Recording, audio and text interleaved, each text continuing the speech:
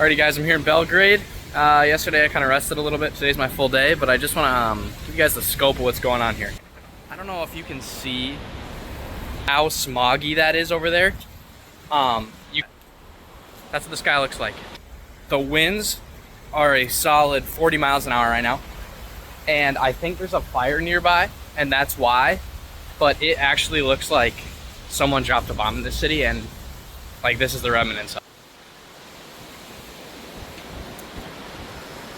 Alrighty guys, just had some lunch. We were on the main strip here in Belgrade for a little bit. Walked around a little bit, bought some stuff, and then now we're headed to the Belgrade Fortress. Alrighty, now I'm on the outskirts of the Belgrade Fortress. I think the plan for this is to put Serbia and Bosnia all in one, just because I don't think that there's like a lot to do. There's like a couple main attractions in this city. But then I'm also doing a day trip when I'm in Sarajevo, so I think putting them together in a video is just going to be a little bit better. Okay, so some facts about this fortress. It was constructed in the 3rd century.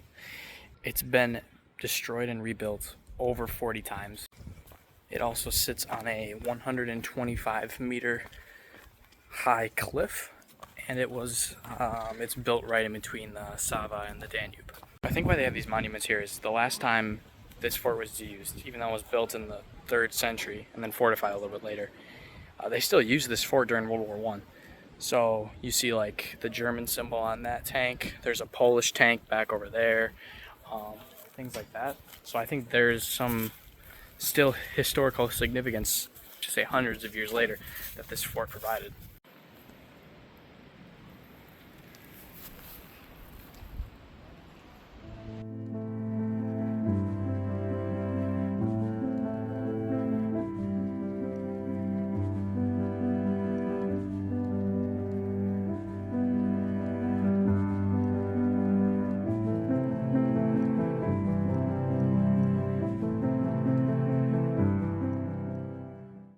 Alrighty guys, another day in Belgrade. Behind me is the Church of St. Sava. It's Serbian Orthodox. It's humongous. It is 55 degrees and rainy today, so today's the last day before my dad comes out and meets me here, and then we're gonna go to Sarajevo. So yeah.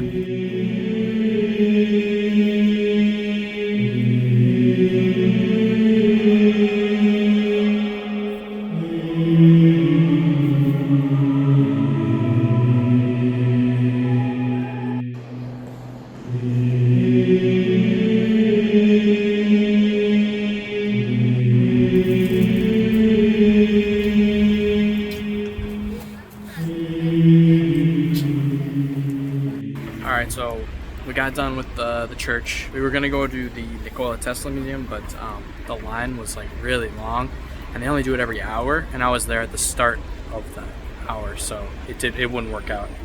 It's pouring now. Well, it's not pouring, but so now it's just, I got the backpack back on.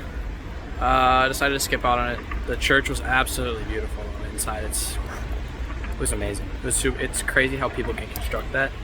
But now my dad is meeting me in about 4 hours here, so I'm gonna go check into the hotel, get settled down, and then Mitch Cruz will arrive. Alright, we're now in Sarajevo, and we are on the top of this giant cliff with this mosque. Ooh, the man himself.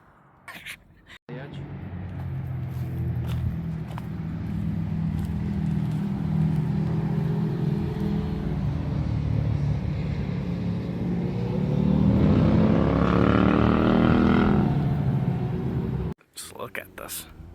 Used to be a mosque, yeah? It is a mosque. This is insane.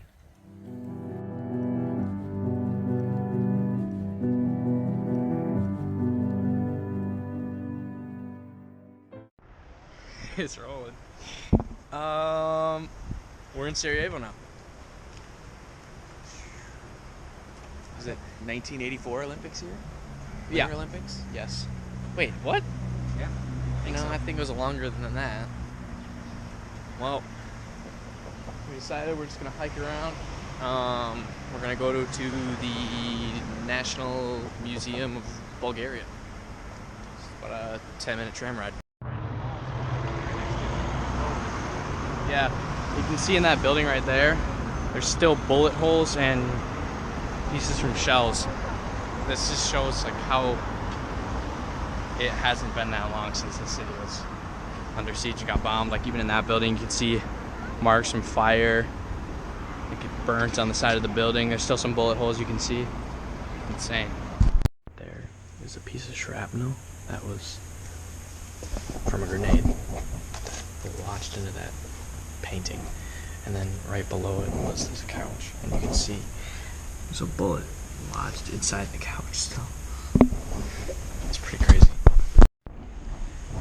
So to sum up that picture for you, we passed these like gated, fenced-in places as we crossed into the border, and I didn't know what they were. I was like, maybe it's like an underground prison, like maybe it's something like that.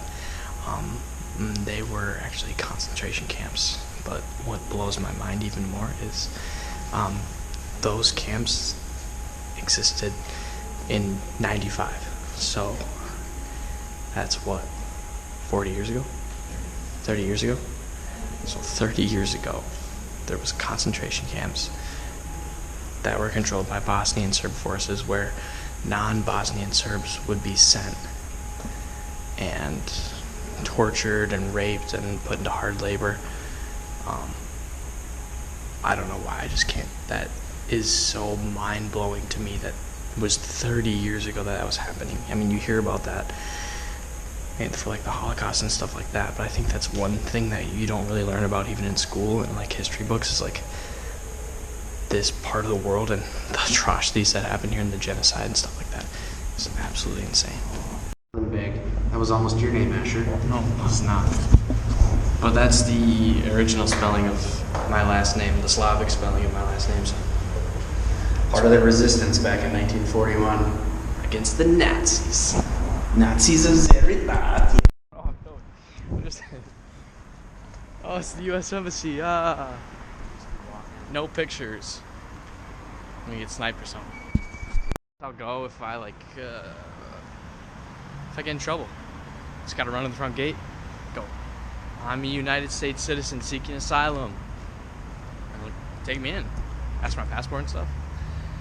But you're not allowed to film on that side of the sidewalk, so I'm on this side of the sidewalk filming that crane in the background.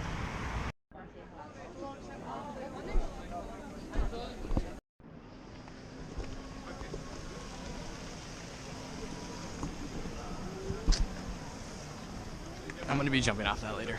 I decided against the bridge jump. Was jumping from 12 meters and couldn't really get the form down. And the bridge is 23 meters, so I couldn't get the form down there. I kind of just called quits. It wasn't really worth the risk of hurting myself. And You gotta put that in feet for your American friends. in feet, 70? 78 feet, right? Something like that. So. What's he doing? Or is it the Mostar Bridge Museum? Something, yeah. I could be wrong, but this is the old fortress that would sit on the edge of the tower and basically protect, like, if someone ever got to cross it. It'd be like the last line of defense if people were actually crossing the bridge, so it's pretty cool. Perspective, this is what I'm talking about, so this is what we're in right here. That's across the bridge. This was the original bridge. And they changed it to that. That. It was stone, and then it got knocked down in 1993. It got shelled by artillery. But we're in this building right here, which is now here. This building.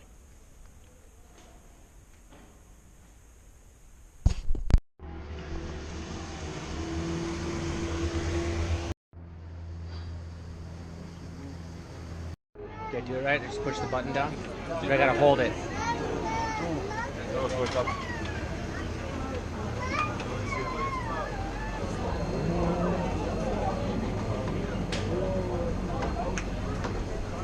Thank you.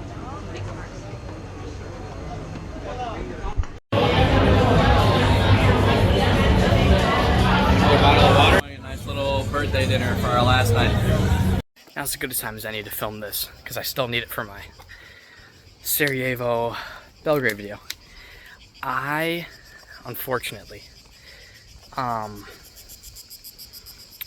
was not able to film Zagreb or Budapest. I came down with this nasty stomach bug, had me throwing up, had me on the toilet for about a week. So Budapest and Zagreb, I wasn't able to film at all, and that's why there was also a delay on Belgrade and Sarajevo. But this will be at the end of the video for you guys to see. And then I ended up losing my passport. I left it in the rental car, which my dad then took to Vienna when I was in Budapest. So I had to take a day trip in Budapest to go get my passport in Zagreb, or not in Zagreb, in Vienna.